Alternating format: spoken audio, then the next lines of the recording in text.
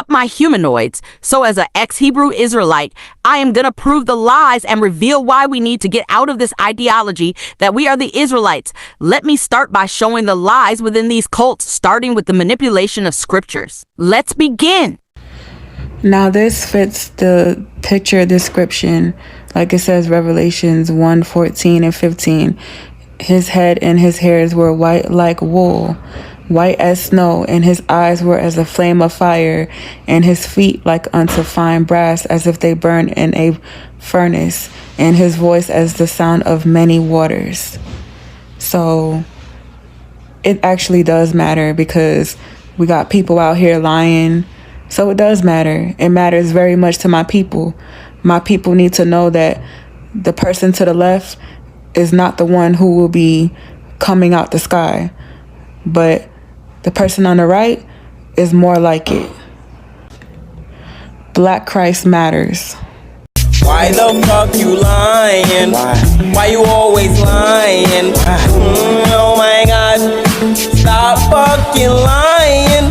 So the verse she read, Revelation chapter 1 verse 14, never mentioned anything about texture. Let's read it again. His hair is white like wool. If it had to do with texture, the writer should have written, his hair is wool, but it doesn't, and it confirms it's talking about color when it says, as white as snow. So once again, there is no mention of texture in that verse.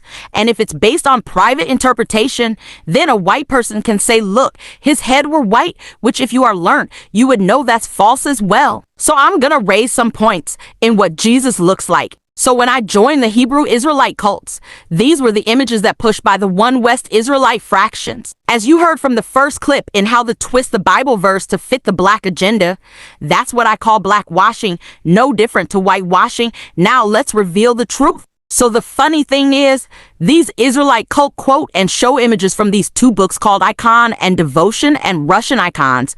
But what cracks me up is the pictures of Jesus they display contradicts their images of Jesus. So yes, Jesus is shown as a melanated person, but the person in the Russian icon has straight hair, not an afro, and the nose is a thin nose, not a Negro nose or lips. So the book actually goes against your depiction. Let's continue. So, what does Jesus look like? Before answering, you have to understand Jesus' origin and genealogy. So we all know Jesus is a descendant of Judah, and Judah a descendant of Jacob, and Jacob a descendant of Isaac, and Isaac a descendant of Abraham, and Abraham a descendant of Terah, and Terah a descendant of Serug, and Serug a descendant of Peleg, and Peleg the son of Shem. So the term Semitic is a term for Shem's descendants. The word Hebrew comes from a descendant of Shem called Eber. Eber is the progenitor of Abraham. So the Bible says Abraham and his family dwelt in the land of Ur, which is the land of Chaldea, and the land today is called Iraq. So when you look up ancient Chaldea people,